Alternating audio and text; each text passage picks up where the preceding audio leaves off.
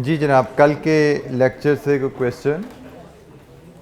कल हमने क्वेश्चन देखा था रेनबो पेंट्स का, प्रॉफिट लॉस बजट और कैश बजट दोनों बनाए थे हमने। कोई सवाल? अच्छा, कल हमने जो रेनबो का क्वेश्चन किया था that was the first question, the cash budget. अब आगे कैश बजट के कुछ सवाल करते हैं। क्वेश्चन नंबर 7 पे आइए। सादिक लिमिटेड, स्प्रिंग 18 का क्वेश्चन है। रिक्वायरमेंट है compute the budgeted net cash inflows और outflows for the year ending 31 December 18।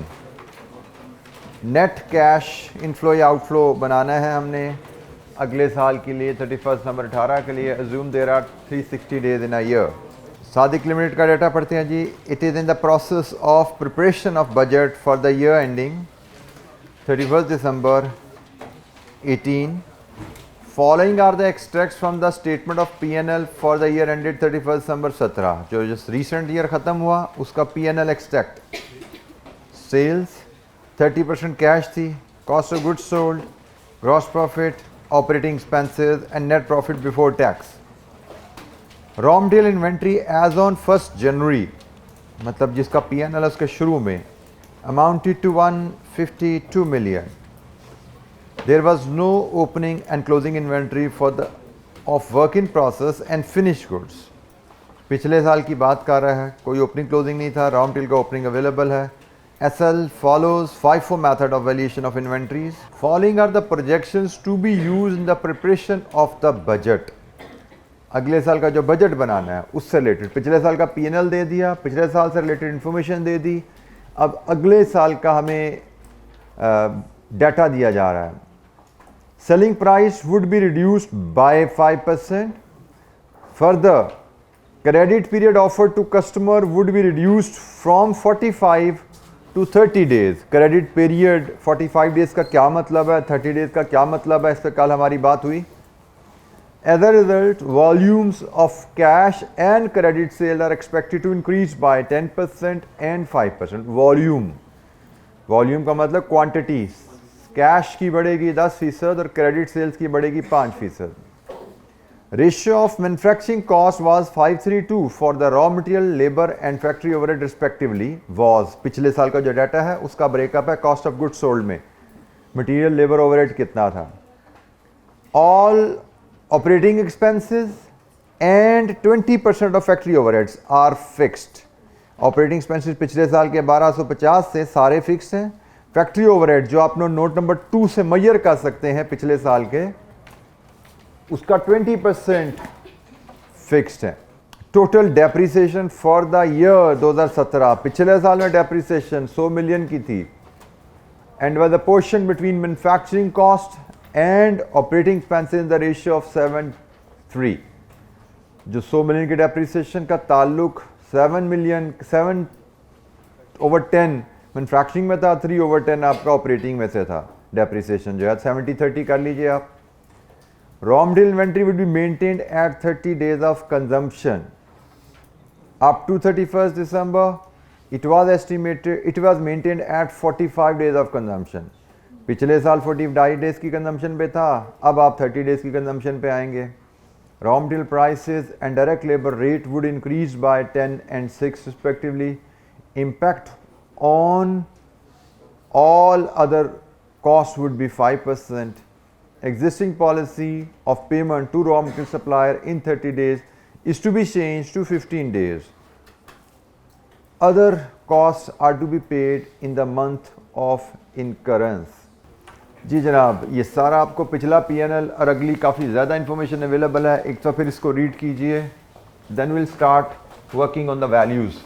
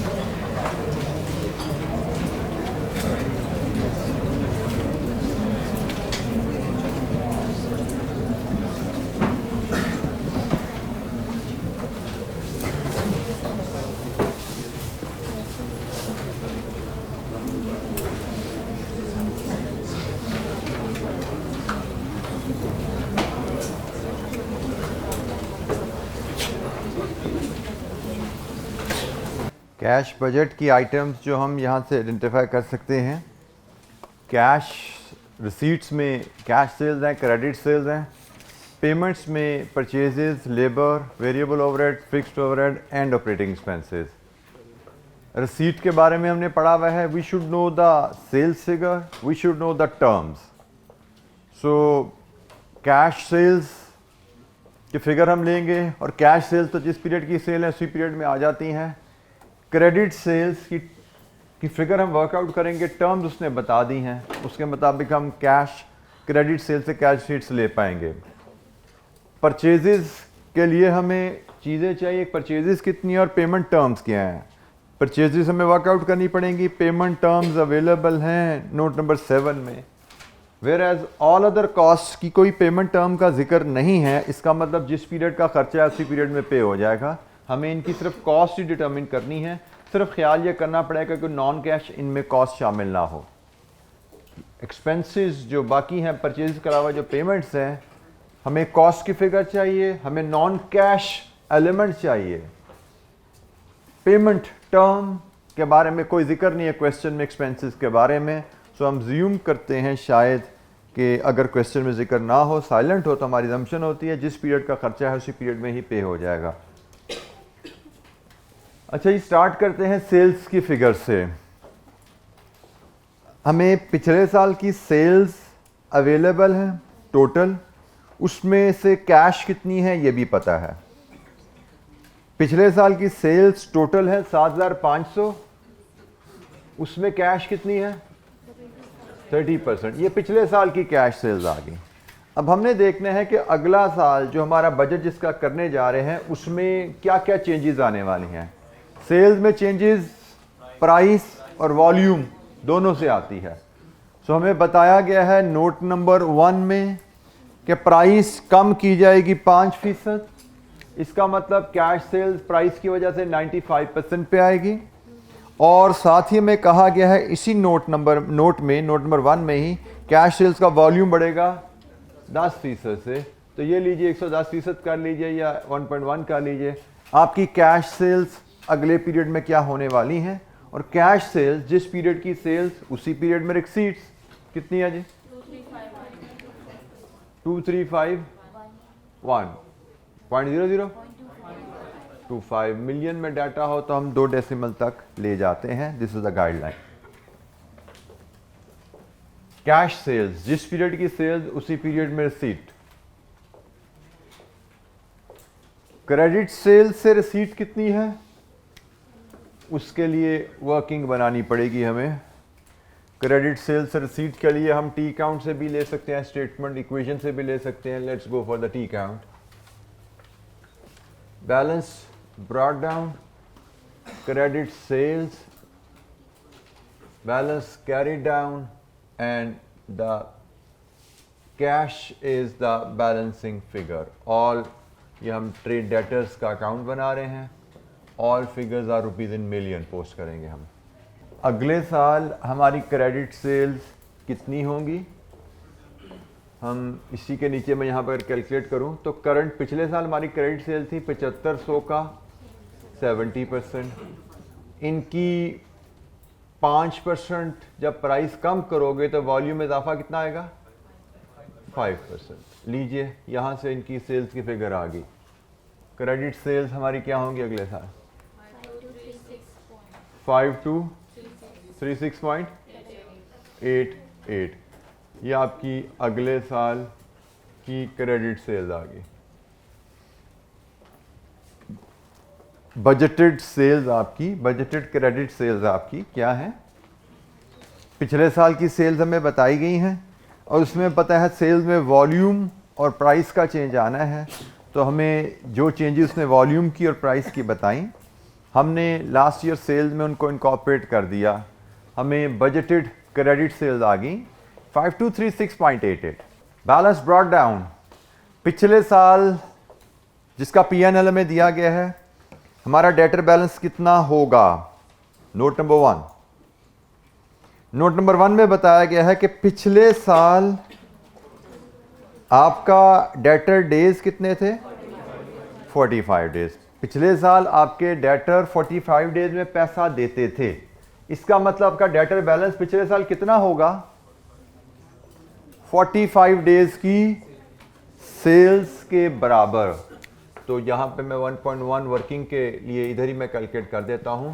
हमारा opening balance of debtors, opening balance of debtors पिछले साल की क्रेडिट सेल्स 7,500 का 70%, पिछले साल की क्रेडिट सेल्स के 45 दिन के बराबर। ये हमारा ओपनिंग बैलेंस ऑफ डेटर्स था। कितना है जी?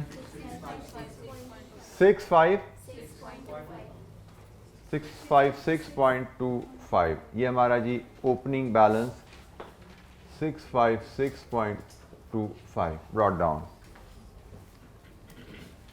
क्लोजिंग बैलेंस हमें कहता है जी अब कंपनी की पॉलिसी रिवाइज होने जा रही है, डेटर डेज जो हैं वो 30 पे आ जाएंगे, मतलब कस्टमर अब 30 दिनों में पैसा वापस किया करेंगे। कस्टमर 30 दिनों में पैसा वापस करेंगे तो इसका मतलब डेटर्स का बैलेंस कितना रह जाएगा? 30 दिनों की सेल के बराबर। Closing balance of debtors will be 5236.88 over 360 into 30, 436.44, 436.41, 436.41 and cash balancing figure 0.72। लीजिए जी, ये आपकी receipts from credit customers आ गई 5456.72। रिसीट्स की साइड हमारी कंप्लीट हुई। एनी क्वेश्चन, कोई सवाल? ये जो मेथड हम फॉलो करते हैं ना, जिसमें हमें पिछले साल की फिगर दी जाती है और पिछले साल की फिगर में क्या वॉल्यूम, क्या प्राइस की चेंजेस आने वाली हैं वो बता दी जाती हैं। इस मेथड को इंक्रीमेंटल बजटिंग कहा जाता है। आगे चल के बजटिंग की टाइप्स हम पढ़ेंगे, उसमें इंक्रीमेंटल बजटिंग की टर्म आपके सामने आएगी, but as it is not a specific, कोई लंबी चौड़ी डिस्कशन इस पे है नहीं, तो इसलिए हमने इसको कैलकुलेशन में इसको लेके चलते जा रहे हैं। काफ़ी ज़्यादा सवाल हमने इस मेथड से किए हैं।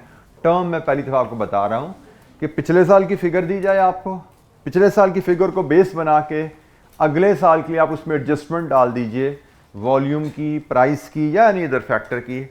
इस मेथड ऑफ बजटिंग को इंक्रीमेंटल बजट कहा जाता है कि पिछले साल के बजट में इंक्रीमेंटल एडजस्टमेंट, पिछले साल की फिगर्स में, पिछले साल के रिजल्ट्स में इंक्रीमेंटल आप एडजस्टमेंट डालो और अगले साल का बजट बना लो। This is called incremental method of preparing budget. जी कोई सवाल रसीट्स के ऊपर? अच्छा, जब हम पेमेंट्स पे जाते हैं और पेमेंट्स में पहले हम लेबर पे बात करेंगे, परचेजेस पे बाद में आएंगे, फिर हम वेरिएबल ओवरहेड पे बात करेंगे, फिर फिक्स्ड ओवरहेड पे करेंगे, working 5 operating expenses and the last working 6 हम परचेजेस की बनाएंगे। हमारा स्टार्टिंग पॉइंट यहाँ पे भी है लास्ट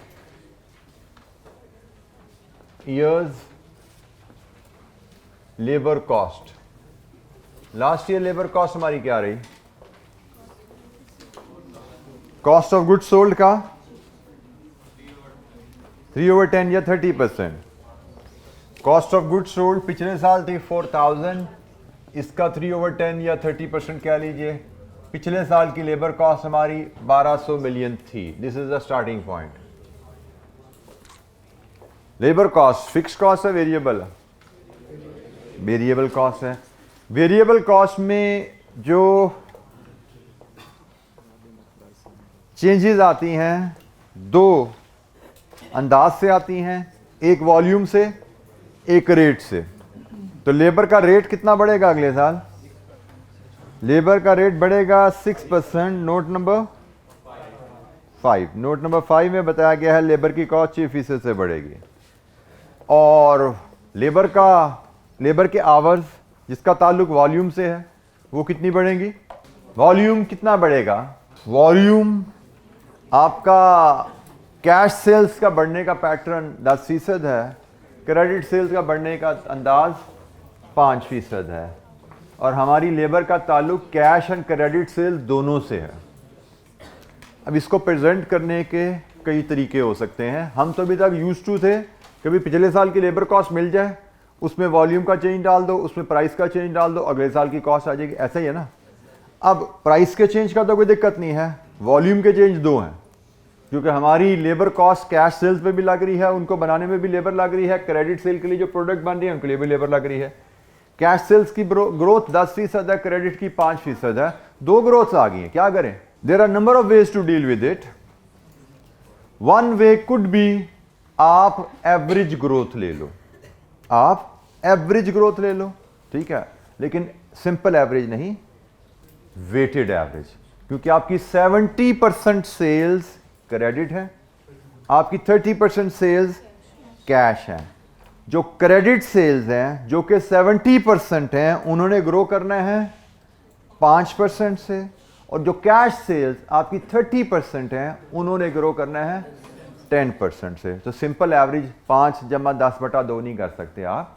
जब दो वैल्यूज की आपने एवरेज लेनी है, लेकिन दोनों वैल्यूज का वेट फर्क है।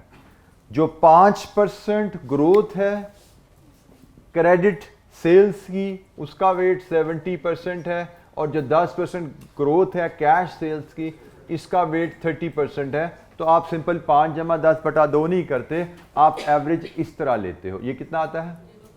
3.5%, और ये कितना आता है? शायद 3%। टोटल एवरेज ग्रोथ आपकी 6.5% आती है। ये है आपकी average volume growth. This is one way of doing. इसको करने के कई तरीके हो सकते हैं। मैं इसके अलावा 2-3 प्रेजेंटेशन आपसे शेयर कर सकता हूँ। एक प्रेजेंटेशन एग्जामिनर ने भी दी हुई है, लेकिन इस अंदाज से भी देख लिया जाए तो ये ठीक है समझने के लिए कि हमारी एवरेज वॉल्यूम ग्रोथ इज 6.5%। हमारी 70% सेल्स ने, जो कि क्रेडिट सेल्स हैं, 5% ग्रो करेंगे अगले साल। 30% सेल्स जो कि हमारी कैश सेल्स हैं, वो 10% ग्रो करेंगी। वेटेड एवरेज लेने का तरीका, weight into value, weight into value. ये वेट है दोनों आइटम्स का, ये उनकी वैल्यूज हैं। Weighted average is 6.5%। Average volume growth हमारी 6.5 आने वाली है। अब हम इस वॉल्यूम ग्रोथ को लेके बजटेड लेबर कॉस्ट बना सकते हैं। बजटेड लेबर कॉस्ट, पिछले साल की कॉस्ट, उसमें वॉल्यूम ग्रोथ डाल दो, उसमें रेट ग्रोथ डाल दो, तो अगले साल की बजट आ जाएगा जी। कितना जी? Sorry, 1354.68 million. ये आपका अगले साल का बजटेड लेबर कॉस्ट आ गई है। और हमने डिस्कस किया कि चूंकि पेमेंट का पैटर्न नहीं गिवन, तो हम अज्यूम करेंगे जिस साल की कॉस्ट उसी साल पे होगी। 1354.68। Average growth in sales 6.5%। इसका आंसर की प्रेजेंटेशन काफ़ी कॉम्प्लिकेटेड है, you may not have to learn that. आपको मैंने सिर्फ एक एवरेज ग्रोथ का कॉन्सेप्ट आपको सिखा दिया है। इसके बाद आपकी सारी कैलकुलेशन इस क्वेश्चन की आसान हो जाएगी। एग्जामिनर ने आपकी एवरेज ग्रोथ रेट नहीं निकाला, उसने हर कैलकुलेशन को कॉम्प्लिकेट किया है। तो हम यहाँ पे एवरेज ग्रोथ की मदद से मामला आसान कर सकते हैं। इसको करने के, इसको प्रेजेंट करने के कई तरीके और हो सकते हैं, लेकिन ये सबसे सिंपल और आसान है कि आप एवरेज ग्रोथ का कॉन्सेप्ट ले लीजिए। वॉल्यूम ग्रोथ आपको 2 दी गई हैं, टोटल वॉल्यूम में 2 ग्रोथ के रेट हैं, लेकिन चूंकि वेट्स अवेलेबल हैं, 70% में ये ग्रोथ आएगी, 30% में ये ग्रोथ आएगी, एवरेज ग्रोथ ली जा सकती है। और एवरेज ग्रोथ, सिंगल ग्रोथ आ जाए तो आगे का काम हमें आता है। अगले साल की लेबर कॉस्ट लेने के लिए पिछले साल की लेबर कॉस्ट लगाई ली, उसमें वॉल्यूम ग्रोथ डाली, उसमें रेट की ग्रोथ डाली, अगले साल की बजटेड लेबर कॉस्ट आ गई। अच्छा जी, अब हम अगली वर्किंग पे आते हैं, variable overheads. Working 3, variable overheads. इसमें भी सबसे पहले हम लास्ट ईयर्स के वेरिएबल ओवरहेड कॉस्ट मेजर करते हैं, क्योंकि इसमें फिर हमने चेंजेस लानी है।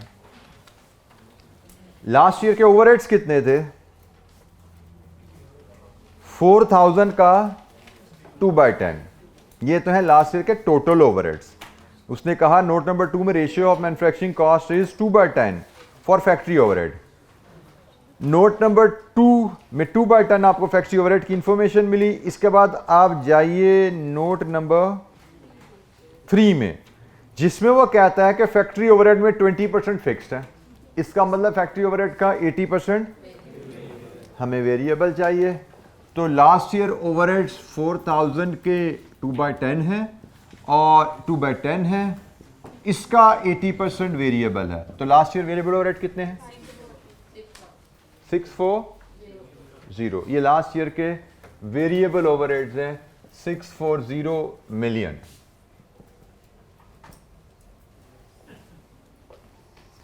Variable overhead, variable cost. Variable cost में कौन सी चेंजेस आएंगी? दो, एक वॉल्यूम की और एक रेट की। तो वॉल्यूम की चेंज क्या है? हम एवरेज निकाल चुके हैं। अब हमारे लिए बजटेड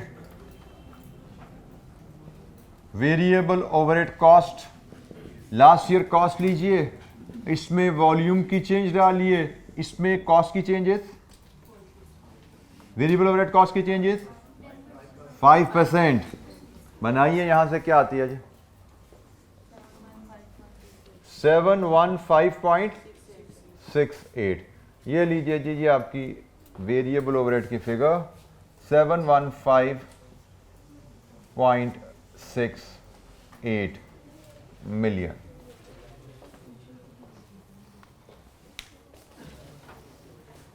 आपने एक दफा एवरेज रेट निकाल लिया। अब आपके लिए सारी वर्किंग बिल्कुल बेसिक लेवल की होती जा रही हैं। ये वर्किंग बिल्कुल वैसे ही हैं जैसे आपने पहले वर्किंग्स देखी हुई हैं। लास्ट ईयर वैल्यू को एडजस्ट करके अगले साल का बजट कैसे बनाया जाता है। अगर आप ये एवरेज रेट ना निकालें और आप सोल्यूशन का ऑडिट करने चलेंगे तो आपको 2 घंटे लग जाएंगे उसको समझने में। उसके बाद भी पता नहीं कितने बच्चों को समझ आए, कितने बच्चों को समझ ना आए। इसलिए आपको कहा जाता है खुद थोड़ा सोच लेंगे, खुद थोड़ा दिमाग इस्तेमाल करा लेंगे, तो अब आपके लिए question like easiest question like any other question जो हमने शुरू में कभी किया था। वेरिएबल ओवरहेड, जिस साल का खर्चा उसी साल पे होगा, तो जितनी कॉस्ट उतनी ही पेमेंट, 715.68। अच्छा जी, फिक्स्ड ओवरहेड पे आइए, वर्किंग फॉर। इसी अंदाज में सबसे पहले लास्ट ईयर की कॉस्ट निकाल लीजिए, last year fixed overhead cost. Last year fixed overhead cost factory overheads का 20% है। ये लास्ट ईयर की फिक्स्ड ओवरहेड की कॉस्ट है। कितनी है जी? 160 रुपीज इन मिलियन। ये लास्ट ईयर की फैक्ट्री ओवरहेड की कॉस्ट है। फैक्ट्री ओवरहेड की कॉस्ट फिक्स्ड कॉस्ट है। इसमें पहली बात, नॉन कैश एलिमेंट शामिल हो सकता है, जो कि उसने यकीनन बताया हुआ है कि शामिल है। नोट नंबर 3 में डेप्रिसिएशन शामिल है इसमें। और फिक्स्ड कॉस्ट में इजाफा सिर्फ इन्फ्लेशन का आता है। एग्रीड जी? तो हमने अगले साल की अगर फिक्स्ड कॉस्ट कैश बजट के लिए लेनी है, कैश बजट के लिए तो हमें कैश कॉस्ट चाहिए। इसमें से डेप्रिसिएशन माइनस करेंगे, जो कैश कॉस्ट बचेगी पिछले साल की, उसमें कितनी इन्फ्लेशन है? 5%। इस पे इन्फ्लेशन 5% लगेगी। हमें 3 इन्फ्लेशन दी गई हैं, मटेरियल की 10%, लेबर की 6% और बाकी सारी आइटम्स के लिए 5%। तो हमें 160 में से डेप्रिसिएशन माइनस करनी है पिछले साल की, और फिर उसमें इन्फ्लेशन डाल देनी है। तो हम कहेंगे बजटेड, जरा इसकी मैं टर्म देख लीजिएगा, मैं बजटेड फिक्स्ड ओवरहेड नहीं लिख रहा, budgeted cash portion of fixed overhead, क्योंकि हमें cash portion of fixed overhead चाहिए कैश बजट के लिए। हम कैश बजट बना रहे हैं, हमें cash portion of fixed overhead चाहिए। दैट इज 160 मिलियन पिछले साल का खर्चा। इसमें से माइनस करें डेप्रिसिएशन, जो कि है 100 मिलियन का 70%। ये डेप्रिसिएशन माइनस करो, इसको 70% लिख दीजिए या 7/10 लिख दीजिए, उसने जिसका बताया हुआ 7/10 लिख दीजिए, एक ही बात है। ये हमारी कैश ओवरहेड्स आ गए, और कैश ओवरहेड्स में आप 5% का इजाफा ऐड कर दीजिए। तो बताइए अगले साल के आपके budgeted fixed overhead cash portion of fixed overhead क्या आ रहा है? Rupees 94.50 million. और जिस पीरियड का खर्चा उस पीरियड में पे हुआ 94.50। ये पेमेंट्स हैं, इनकम ब्रैकेट्स में शो कर देते हैं। फिक्स्ड कॉस्ट में डेप्रिसिएशन शामिल है। फिक्स्ड कॉस्ट में से डेप्रिसिएशन हम माइनस करेंगे क्योंकि हम कैश बजट बना रहे हैं। Non cash cost should not be included.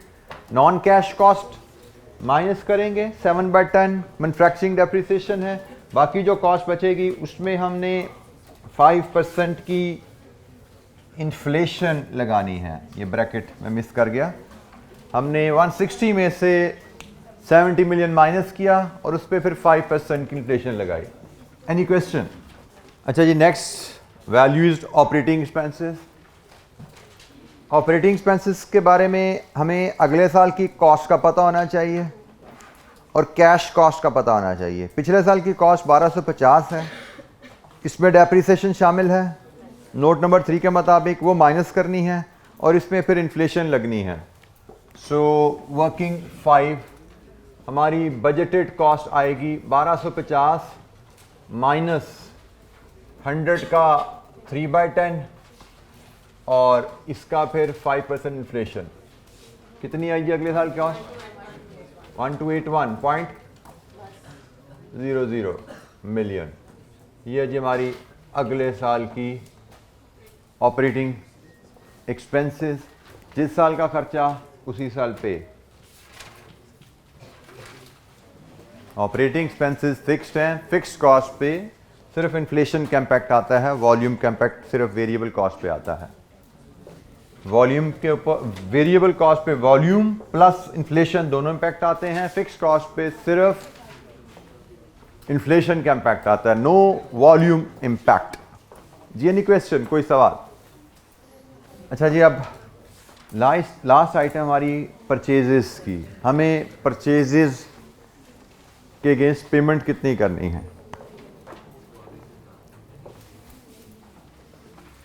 Payment के अगेंस्ट परचेजेस के लिए आपको एक तो पेएबल अकाउंट चाहिए होता है जी, trade payable account, trade creditors account कह लीजिए। जैसे हमने डेटर्स का अकाउंट बनाया, इसका क्रेडिटर्स का अकाउंट। बैलेंस ब्रॉट डाउन होता है, फिर आपकी परचेजेज आती हैं, इधर से बैलेंस कैरी डाउन होता है और यहाँ पे आपकी कैश पेमेंट की फिगर आती है।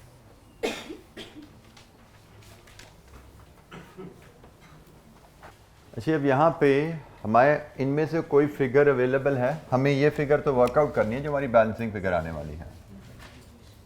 हमें परचेजेस की फिगर चाहिए करंट ईयर की। करंट ईयर हमने कितना परचेज किया ये फिगर चाहिए। हमें बैलेंस ब्रॉट डाउन पिछले साल में बैलेंस आगे कितना ये चाहिए। हमें बैलेंस कैरी डाउन ये फिगर चाहिए जो जिसका ताल्लुक इस परचेजेस से है। परचेज की फिगर निकालो, पिछले साल का बैलेंस आगे लाओ, इस परचेज को लेके कैरी डाउन निकालो, this will be the balancing figure. सबसे पहले हम परचेज की फिगर पे बात करते हैं कि हम अगले साल जिस साल का हम बजट बना रहे हैं, हम उस साल में कितनी परचेजेस करेंगे।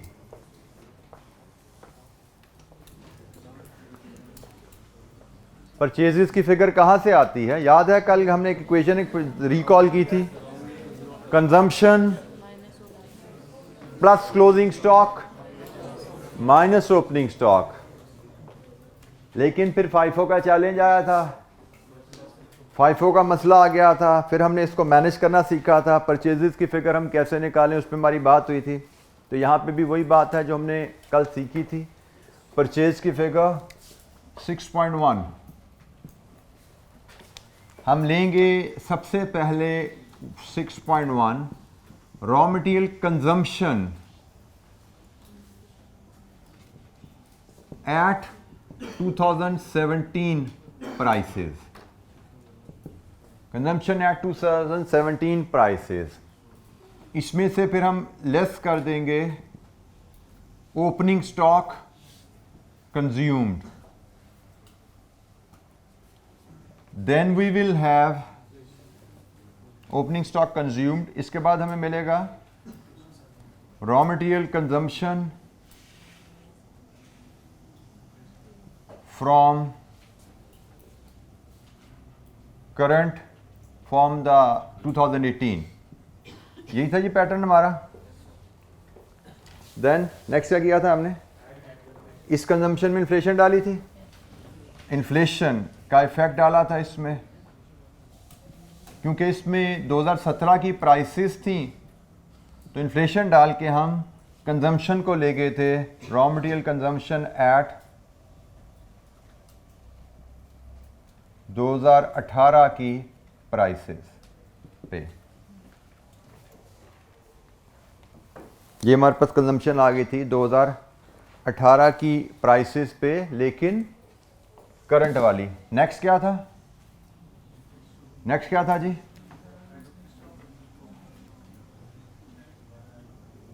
क्या किया था, ओपनिंग स्टॉक ऐड कर दिया था हमने। टोटल कंजम्पशन सिर्फ हमने वॉल्यूम की चेंज डाली थी इसमें से ओपनिंग स्टॉक लेस करके जो 2018 की कंजम्पशन बची थी उसमें प्राइस चेंज डाला और ओपनिंग स्टॉक दोबारा ऐड कर दिया। ऐड ओपनिंग स्टॉक कंज्यूम, ये दोबारा ऐड किया।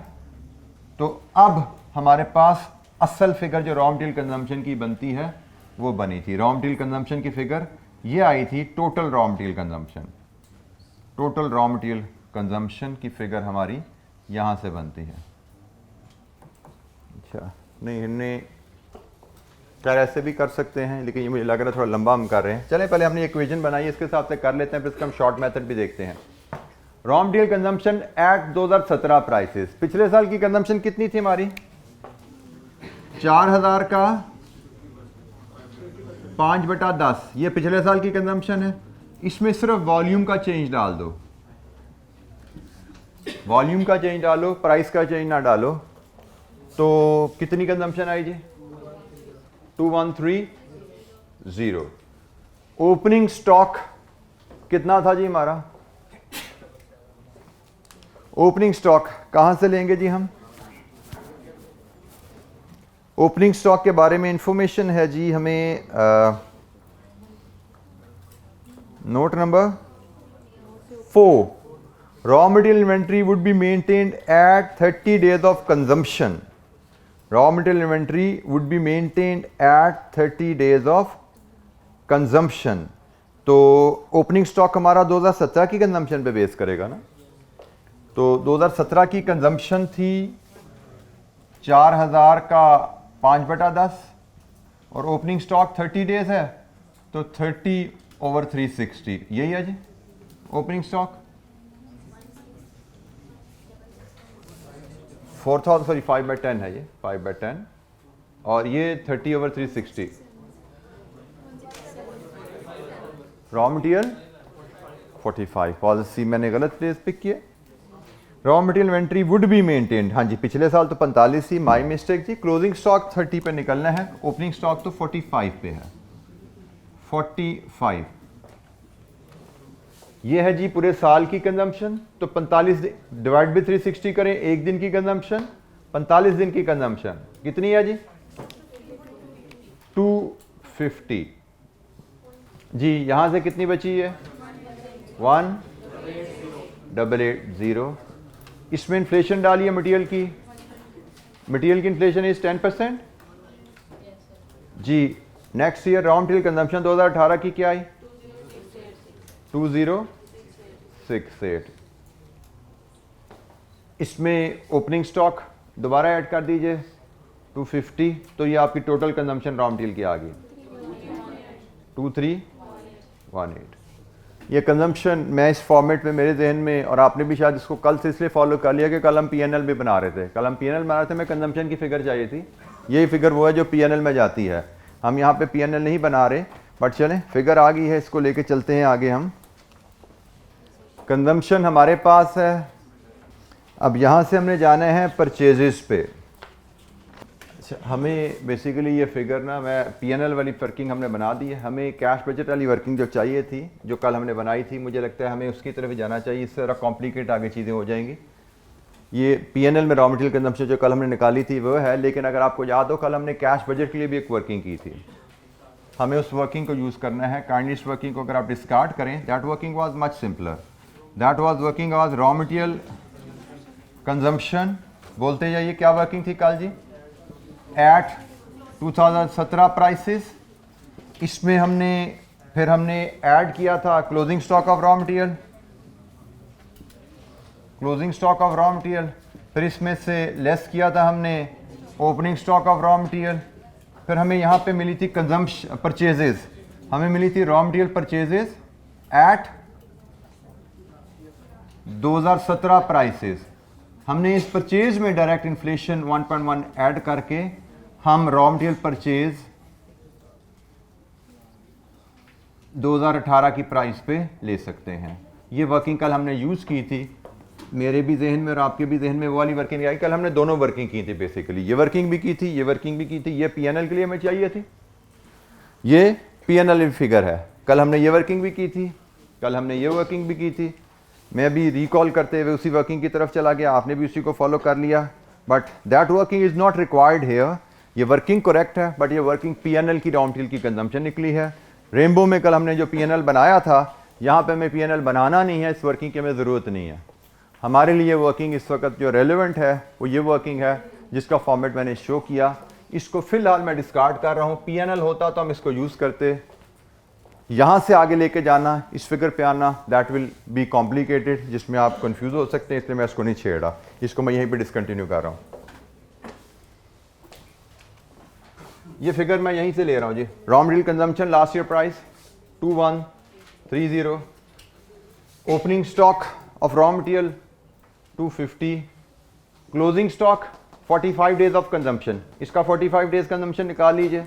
ये साल की कंजम्पशन है 2130 divide with 360 into, sorry closing stock की पॉलिसी तो 30 है ना, क्लोजिंग स्टॉक की पॉलिसी तो 30 रह गई है, 177.50 लीजिए जी। यहाँ से परचेजेज लास्ट ईयर प्राइस निकाल लीजिए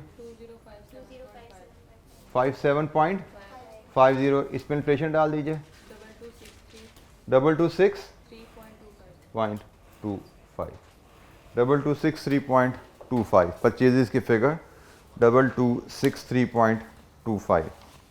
हमें अगले साल बजटेड परचेज की फिगर मिल गई। मैथमेटिक्स में जब आप फिगर से डील कर रहे हैं, learn to apply brackets and learn to use them. जैसे मैं यहाँ पे ब्रैकेट, अगर यहाँ पे ये मैंने ब्लू में लगाई थी, मैं भूल गया था लगानी, मैंने बाद में लगाई। अगर ये ब्रैकेट यहाँ से निकाल दूँ तो जवाब कुछ और है कैलकुलेटर पे, और ब्रैकेट डालें तो जवाब कुछ और है। इतना मैथमेटिक्स आपको याद होना चाहिए। तो ब्रैकेट्स डालना भी सीखिए और उसको इस्तेमाल करना भी सीखिए कैलकुलेटर पे। और बात फिर वही है कि आप आदतें घर से, अगर आप होम प्रैक्टिस में अगर आपने आदतें नहीं बनाई हुई प्रेजेंट करने की चीज़ों को, तो ये गलतियां आपसे एग्ज़ाम में भी होंगी। तो घर से क्लास में जब आप डाटा को प्रेजेंट कर रहे हैं, मैं बोर्ड पे भी कोशिश करता हूं कि डाटा को उसी शेप में प्रेजेंट किया जाए जो एग्जामिनेशन में आप प्रेजेंट कर सकें। आपको यही आदत अपनानी है क्लास में भी और घर पे भी कि डाटा उस शेप में प्रेजेंट किया जाए जैसे एग्ज़ाम में किया जाना चाहिए, और उसी पे आप कैलकुलेशंस कीजिए। जी जनाब, परचेज़ की फिगर 2018 में हमारी परचेज़ क्या आएगी, ट्रेड क्रेडिटर के लेजर अकाउंट में आ गई 2263.25। परचेज 2018 की आ गई। 2018 का क्लोजिंग बैलेंस ऑफ क्रेडिटर्स भी ले सकते हैं। नोट नंबर 7 में गिवन है कंपनी की पॉलिसी चली जाएगी 15 दिन पे। Existing policy of payment to raw material supplier in 30 days is to be change to 15 days. 15 दिन पे पॉलिसी चली जाएगी तो परचेजेस आपके पास हैं, 15 दिन के हिसाब से बैलेंस निकाल लो। 2263.25 ओवर 360 इंटू 15 94.30 लीजिए जी, ये बैलेंस भी आ गया आपके पास। अब आपको एक फिगर चाहिए, opening balance brought down. Opening balance मतलब पिछले साल का क्लोजिंग बैलेंस। पिछले साल का क्लोजिंग बैलेंस किस पे डिपेंडेंट है? पिछले साल की परचेज पे। और पिछले साल की परचेज अवेलेबल नहीं है, बैलेंस अवेलेबल नहीं है। कल हमने सवाल किया था ना, याद हो आपको? तो कल उसने आपको ओपनिंग बैलेंस ऑफ क्रेडिटर पिछले साल, ओपनिंग बैलेंस ऑफ क्रेडिटर्स दिया था 3 मिलियन, फिगर भी मुझे याद पड़ रही है। अब यहाँ पे opening balance of creditors available नहीं है, तो इसका मतलब ये भी आपको निकालना पड़ेगा। इसके लिए आपको वर्किंग बनानी पड़ेगी 6.2। इसके लिए आपको पिछले साल की परचेजेस चाहिए, ये आपने निकाली हैं अगले साल की परचेजेस। उससे आपने क्लोजिंग पेबल निकाल लिया। अब यहाँ पे आप पिछले साल की परचेजेस निकालेंगे और वहां से आप निकालेंगे पिछले साल का पेबल। अब पिछले साल की परचेजेस भी आप इसी इक्वेशन के अंदाज में बनाओगे, जैसे 6.1 बनाया ना, इसी तरह बनाओगे आप 6.2, जिसमें रॉ मटेरियल कंजम्पशन लोगे, add closing stock of raw material minus opening stock of raw material.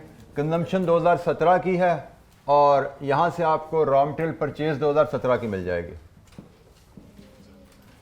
Raw material purchase 2017 की आ जाएगी, तो उससे आप इसका क्लोजिंग बैलेंस 45 डेज के हिसाब से बना लोगे। 2017 की कंजम्पशन ये आ रही है जी, कितनी है? 4000 का 5/10 2000, ये 2017 की कंजम्पशन है। 2017 का क्लोजिंग स्टॉक 250, जो हमारा यहाँ पे 2018 का ओपनिंग आ रहा था, और 2017 का ओपनिंग स्टॉक गिवन है 152। यहां से लाइए परचेजेस कितनी आई? 2098। लीजिए जी परचेजेस आपके पास है। यहां से आप 2017 का क्लोजिंग बैलेंस ऑफ क्रेडिटर्स ले लीजिएगा, जो कि निकलेगा कितने? 30 डेज पे 2098 ओवर 360 इंटू 30, 1780।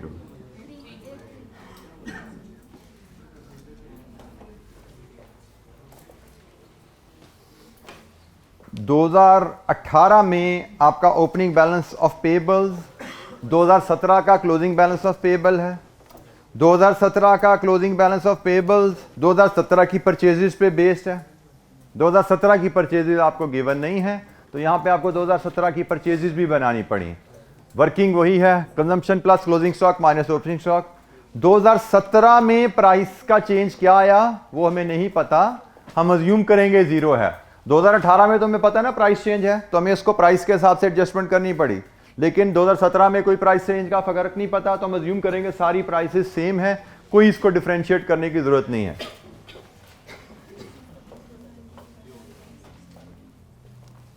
$174.83 लीजिए जी बैलेंसिंग फिगर कैश पे 2343.78। ये जी आपका कैश बजट रेडी हो गया 2343.78। This is a payment negative. Now you can take net receipt और पेमेंट 20.33 नेट रिसीट रिसीट। जी जनाब, एनी क्वेश्चन, कोई सवाल, किसी वैल्यू पे कोई गाइडेंस चाहिए, कोई सपोर्ट चाहिए, पूछिए। कॉस्ट एंड मैनेजमेंट के क्वेश्चन में बहुत ज़्यादा इंफॉर्मेशन वेरिएबल्स अवेलेबल होते हैं, स्पेशली बजटिंग के क्वेश्चन में, और वो वेरिएबल्स आप कैप्चर नहीं कर पाते जब तक आप रिपीटेड रीडिंग ना दें। आप बार बार पढ़ते हैं तो ही आप इंफॉर्मेशन को कैप्चर कर पाते हो क्वेश्चन में क्या क्या अवेलेबल है। ये वर्किंग आपने देखी फाइफो वाली जो है, ये पिछले क्वेश्चन में रेनबो में भी टेस्ट हुई हमारी, आल्दो वहाँ पे आई कैप के सोल्यूशन में गलती थी, लेकिन बहरहाल सेम यही वर्किंग वहाँ पे भी टेस्ट हुई और वही वर्किंग हमें यहाँ पे भी दी जा रही है। अच्छा जी, एक क्वेश्चन हम देखते हैं। इस क्वेश्चन में हम सिर्फ रसीट्स का पार्ट सिर्फ देखेंगे आज, उसके अलावा शायद देखेंगे अगर चलने का कोई वक्त हुआ तो देख लेंगे, नहीं तो हम उसको छोड़ देंगे। क्वेश्चन है आगे आपके पास लोटस एंटरप्राइजेस का, ये ऑटम 16 का क्वेश्चन 1 है। ऑटम 16 क्वेश्चन 1, मैं सिर्फ सिलेक्टेड इंफॉर्मेशन इसमें से पढ़ता हूँ सेल्स कैश रिसीट्स को टारगेट करने के लिए। हमें 2016 सितंबर का 30 सितंबर 2016 का पीएनएल दिया गया हुआ है। पीएनएल एक्सट्रैक्ट्स अवेलेबल हैं। पीएनएल सिर्फ पीएनएल नहीं, फाइनेंशियल स्टेटमेंट एक्सट्रैक्ट्स, जिसमें सेल्स की फिगर है जो 2016 साल गुजरा 100% क्रेडिट पे हुई थी 3000। बाकी चीज़ें अभी हम नहीं पढ़ते, इधर से आगे चलते हैं। पिछले साल हमने सेल्स की हैं 3000 मिलियन की, 100% क्रेडिट थी। अब हम आते हैं नेक्स्ट ईयर की जो बजट से रिलेटेड इंफॉर्मेशन है, और उसमें नोट नंबर 1 पे हम आते हैं। नोट नंबर 1 में वो कहता है जी sales volume is projected to increase by 30% in order to finance the additional working capital।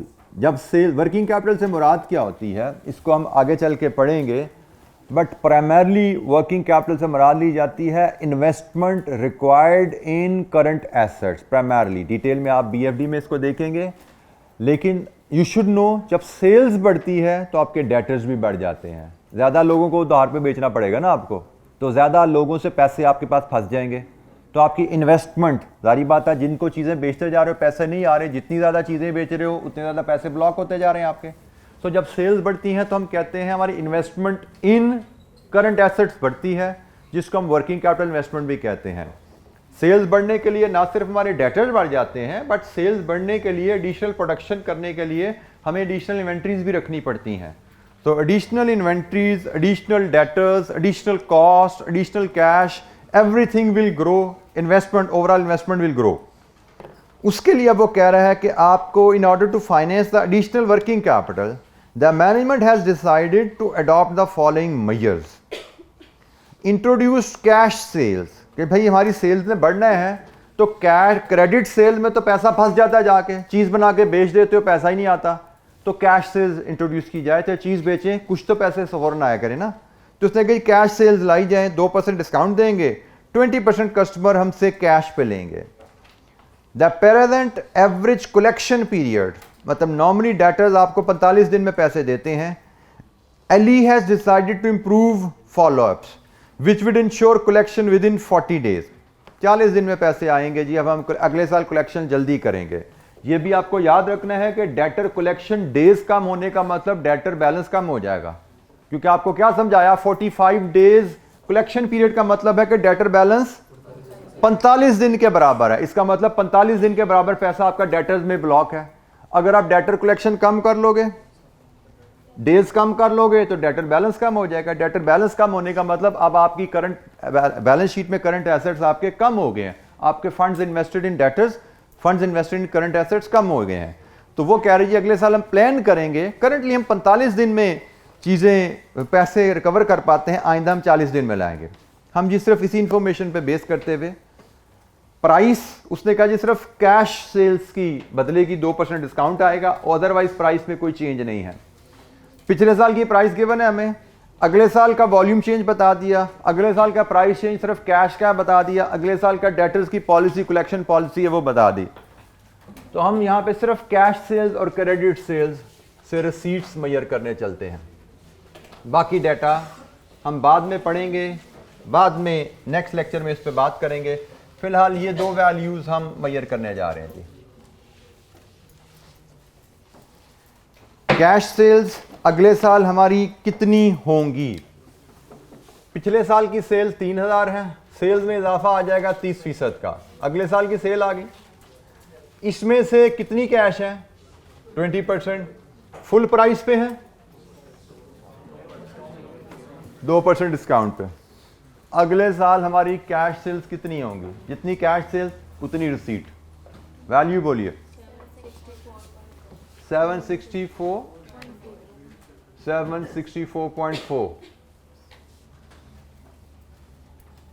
ये है जी आपकी receipts from 4.40, receipts from cash sales. Cash sale से हमें अगले साल कितना पैसा आएगा? उसने हमें जैसे बताया कि जी हमने पिछले साल 3000 की सेल्स की थी, अगले साल ये सेल 30% बढ़ जाएंगी, तो 3000 इंटू 1.3 अगले साल की सेल्स आ गई। फिर उसने हमें बताया कि अगले साल हमारी टोटल सेल में से 20% कैश होंगी, हमने टोटल सेल्स का 20% ले लिया। फिर उसने मजीद कहा कि कैश सेल्स को 2% डिस्काउंट दिया जाएगा, तो हमने 2% डिस्काउंट की डिडक्शन भी डाल दी।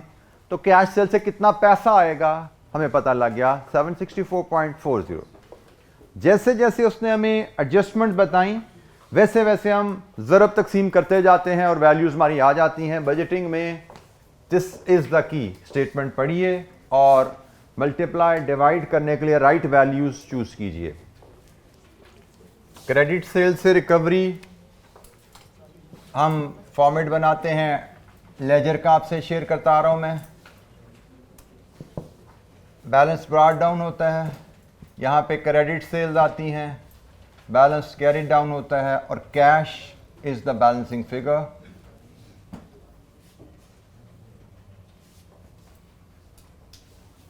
Cash is the balancing figure. Balance brought down debtors का ये क्वेश्चन में अवेलेबल है। पिछले साल सारी सेल्स क्रेडिट में थी, निकालना पड़ेगा। पिछले साल सारी सेल्स क्रेडिट पे थी और पिछले साल हमारा डेटर कलेक्शन पीरियड था 45 दिन। तो हमारा ब्रॉट डाउन होगा 3000 डिवाइडेड विद साल में दिन 360 गिवन है इंटू 45 कितना है जी 375 हमारा बैलेंस ब्रॉट डाउन है। अगले साल हमारी क्रेडिट सेल्स कितनी होंगी यहाँ से हम देख सकते हैं।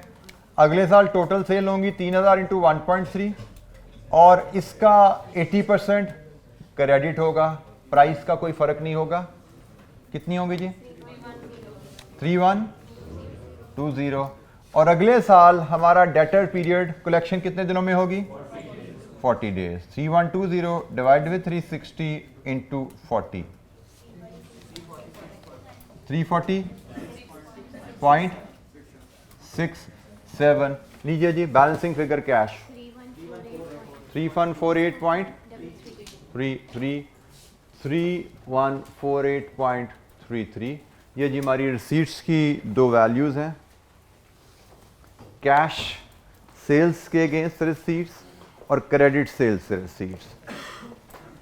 ये रिलेटिवली सिंपल फिगर्स थी, इन पे हमें ज़्यादा स्टडी करना की क्वेश्चन पे ज़रूरत नहीं पड़ी। मैंने आपको सिर्फ सिलेक्टेड पॉइंट्स जो इन वैल्यूज़ की कैलकुलेशन से रेलेवेंट थे वो इस्तेमाल किए, उनको हमने वैल्यूज़ को कैलकुलेट कर लिया। Any question? हम क्वेश्चन नंबर 8 लोटस पे बात कर रहे हैं। हम क्वेश्चन नंबर 8 की बात कर रहे हैं, लोटस एंटरप्राइजेज। उसमें हमने सिर्फ रिसीट की साइड को देखा है, बाकी आइटम्स हम इंशाअल्लाह मंडे को पढ़ेंगे। बाकी आइटम्स की कैलकुलेशन पेमेंट्स हैं जो उनको मंडे पे देखेंगे इंशाअल्लाह। आज के लिए इतना ही, बाकी मंडे को मुलाकात होगी जी। थैंक यू, अस्सलाम वालेकुम।